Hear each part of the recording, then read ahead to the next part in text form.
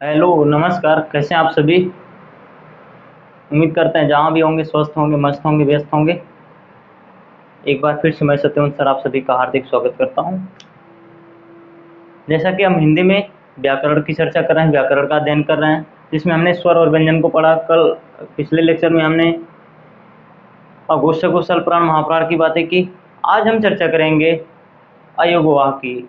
सामान्य रूप से अयोगवाह कहते किसे अयोगवाह हैं, कौन कौन से वर्ड किन। इसके बाद अयोगवाह का प्रयोग कहाँ किया जाता है। अयोगवाह में अनुस्वार है, तो अनुस्वार के स्थान पर और किन किन अक्षरों को लिख सकते हैं।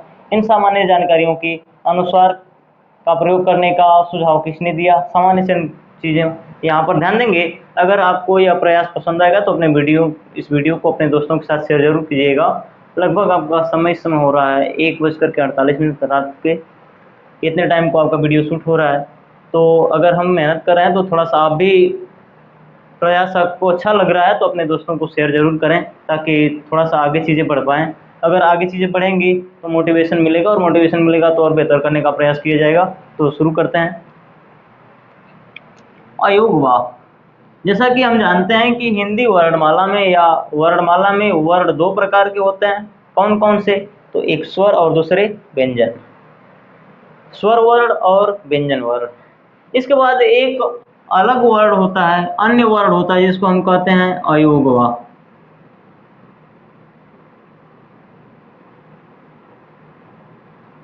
अयोगवाह। इसमें एक शब्द है अयोग। एक शब्द होता है आपका अयोग और वाह। योग का मतलब होता है जोड़, और अ माने होता है बिना। अर्थात जो बिना योग का है फिर भी वाह वाह करे, यानी फिर भी साथ रहे, फिर भी वर्णमाला में पढ़ा जाए, उसको हम अयोगवाह कहते हैं। सामान्य अयोगवाह की परिभाषा क्या होती है? तो वे वर्ण जो ना तो स्वर हैं ना ही व्यंजन है, फिर भी वर्णमाला में पढ़े जाते हैं, उनको अयोगवाह कहते हैं। वे वर्ण जो ना तो पूर्ण रूप से स्वर है ना ही पूर्ण रूप से व्यंजन है, फिर भी वर्णमाला में पढ़े जाते हैं, इसलिए उनको अयोगवाह कहते हैं।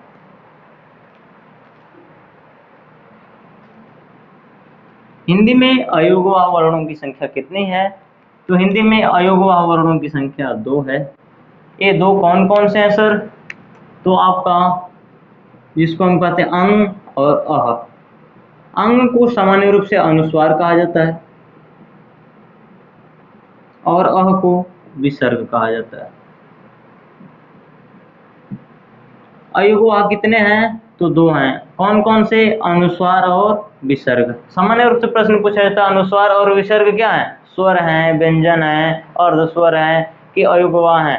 तो अनुस्वार और विसर्ग ये दोनों आपके अयोगवाह हैं। दोनों क्या हैं? अयोगवाह। अब थोड़ा सा भावनाओं को समझने का प्रयास कीजिएगा, अंदर की तरफ गहराई में जाएंगे इसके। अगर देखिए सर, अंग को हम लिखे हैं तो ये अ लिखा गया है। ये क्या लिखा गया है? अ लिखा गया है। यह तो स्वर है ना। ये क्या है? स्वर है। लेकिन सर यहाँ पर ये जो बिंदी लगी है, जो बिंदु लगा है, यह बिंदी जो है, यह बिंदी अनुस्वार है। यह पूरा का पूरा अनुस्वार नहीं है। ये नीचे तो स्वर दिखाई दे रहा है, यह ऊपर जो बिंदी लगी है बिंदी अनुस्वार है।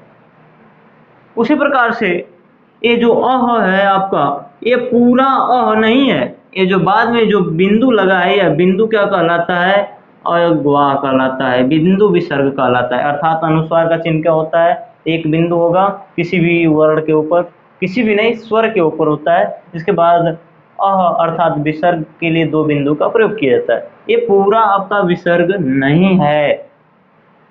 यहीं से आपकी एक कहानी क्लियर हो जाएगी, अनुस्वार और विसर्ग का प्रयोग कहाँ किया जाता है। अनुस्वार और विसर्ग का प्रयोग कहाँ किया जाता है? आपका ऑप्शन होगा स्वर के बाद। क्या अयोगवाह का प्रयोग स्वर के बाद किया जाता है, या अयोगवाह का प्रयोग व्यंजन के बाद किया जाता है, कि अयोगवाह का प्रयोग स्वर और व्यंजन दोनों के बाद किया जाता है? क्या स्वर और व्यंजन दोनों के बाद किया जाता है, या अयोगवाह का प्रयोग नन ऑफ दीज में कर सकते हैं? None of these. तो जो अयोगवाह है, आप इसका जवाब दीजिएगा, अयोगवाह का प्रयोग किया जाता है।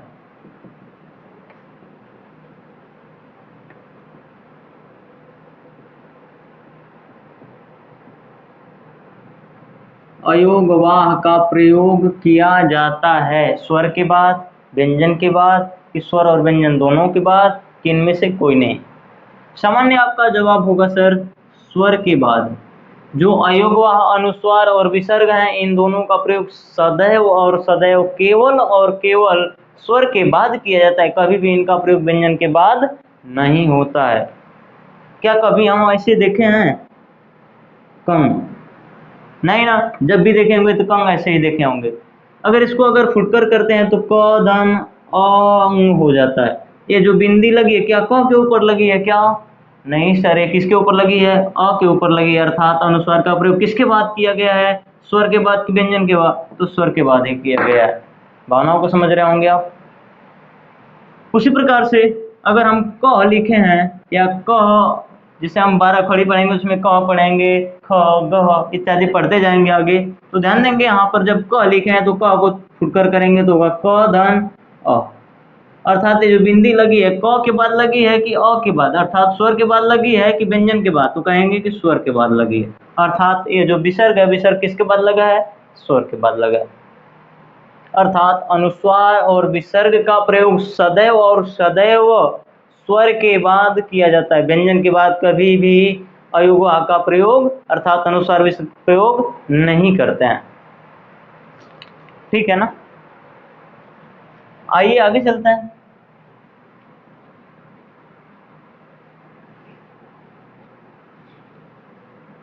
कुछ उदाहरण के द्वारा सबसे पहले समझने का प्रयास कीजिएगा। आप जानते होंगे वर्गों के 5वें अक्षर, अगर नहीं जानते हैं तो पिछले लेक्चर को जाकर के पढ़िएगा, आपको समझ में आ जाएगा कि वर्गों के 5वें अक्षर कौन कौन से हैं जिनको अनुनासिक व्यंजन कहा जाता है। वर्गों के 5वें अक्षर है सर अंग, इय, ड़, न और म। अंग, इय, ड़, न और म। इनको लिखने का मतलब है, ध्यान दीजिएगा, अनुस्वार का चिन्ह एक बिंदु होता है। एक शब्द अगर लिखें सर गंगा, गंगा को ऐसे पढ़े होंगे आप, और गंगा को ऐसे भी लिखा जाता है। दोनों सही है, इसमें कोई दिक्कत नहीं है। इसके बाद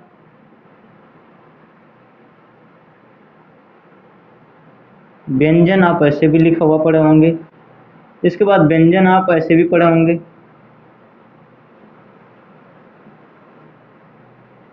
पढ़े हैं क्या?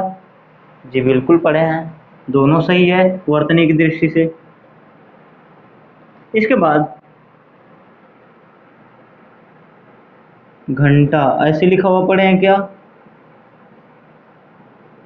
घंटा ऐसे भी लिखा हुआ पढ़े हैं क्या? जी बिल्कुल पढ़े हैं, दोनों वर्तनी सही है, इसमें कोई गलती नहीं है। इसके बाद संतोष,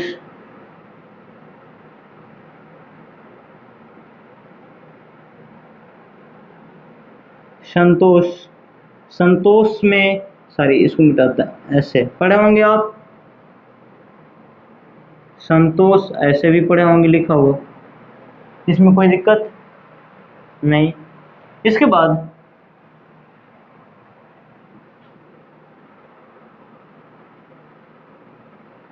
खंभा या चंपा लिखते हैं, चंपा ऐसे पढ़े होंगे आप, और चंपा ऐसे भी लिखा हुआ पढ़े होंगे। अब आइए हम बात की गहराई को समझने का प्रयास करते हैं।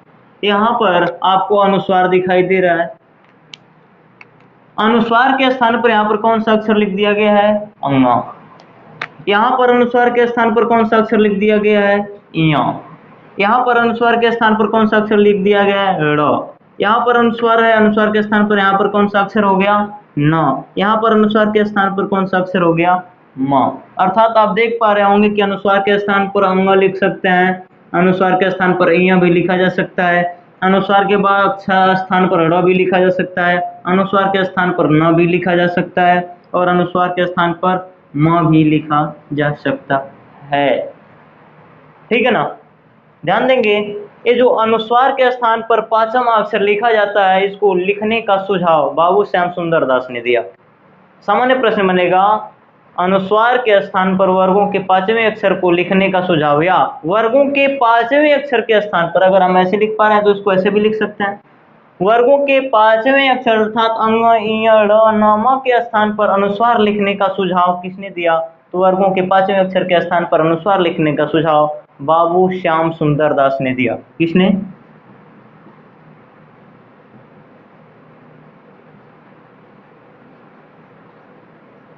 बाबू श्याम सुंदर दास ने दिया। ठीक है, आइए ध्यान देते हैं थोड़ा सा।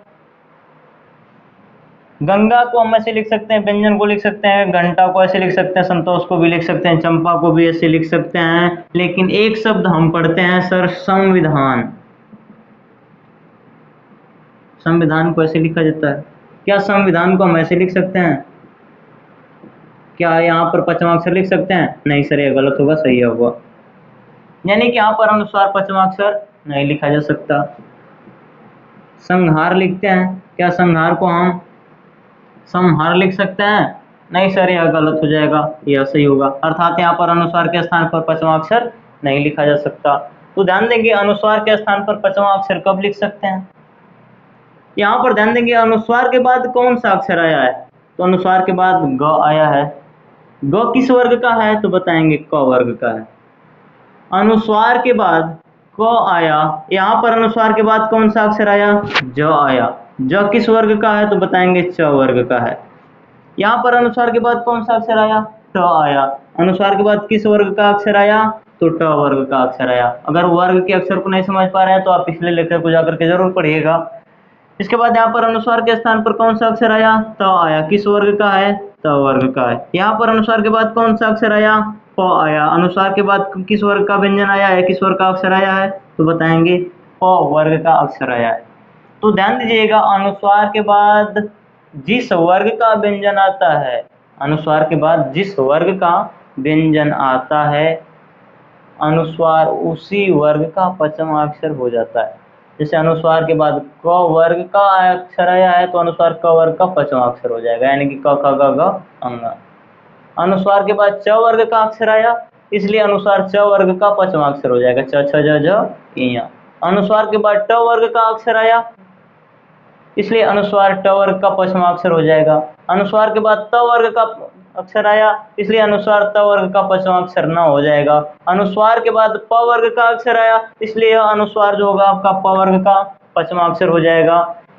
लेकिन यहाँ पर ध्यान दीजिएगा, क्या अनुस्वार के बाद कोई वर्गीय व्यंजन या कोई स्पर्श व्यंजन या किसी भी वर्ग का व्यंजन आया है क्या? नहीं, यहाँ पर अनुस्वार के बाद व आया है, यानी कि अंतःस्थ व्यंजन आया है। जब वर्गीय व्यंजन, स्पर्श व्यंजन नहीं आया है, किसी भी वर्ग का व्यंजन नहीं है, तो इसको किस वर्ग का पांचवा अक्षर लिखेंगे? नहीं लिख सकते। यहाँ पर अनुस्वार के बाद उसमें व्यंजन आया है, अर्थात किसी भी वर्ग का यह व्यंजन नहीं है, वर्गों के अंतर्गत इसको नहीं रखा गया है, इसलिए यहाँ पर अनुस्वार के स्थान पर पांचवा अक्षर नहीं लिख सकते हैं। अर्थात वर्गों के पांचवें अक्षर के स्थान पर अनुस्वार कब लिखेंगे, या अनुस्वार के स्थान पर वर्गों का पांचवा अक्षर कब लिखेंगे? तो जब अनुस्वार के बाद कोई स्पर्श व्यंजन आए, या अनुस्वार के बाद यदि कोई वर्गीय व्यंजन आए, तो अनुस्वार उसी वर्ग का पांचवा अक्षर हो जाता है। उदाहरण को आप देख करके समझ सकते हैं। जैसे आप बताइएगा,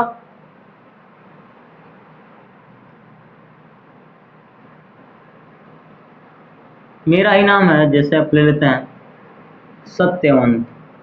अनुस्वार के स्थान पर किस वर्ग का या किस पंचमा अक्षर का प्रयोग किया जा सकता है? प्रश्न आपका यही है। सत्यवंत शब्द में अनुस्वार के स्थान पर किस पंचमा अक्षर का प्रयोग कर सकते हैं? ऑप्शन है आपका अंग, ड़, न, म। इसको कमेंट बॉक्स में बताइएगा। तब तक के लिए धन्यवाद, मिलते हैं अगले एपिसोड में। अगर प्रयास पसंद आए तो अपने दोस्तों को जरूर शेयर कीजिएगा। धन्यवाद।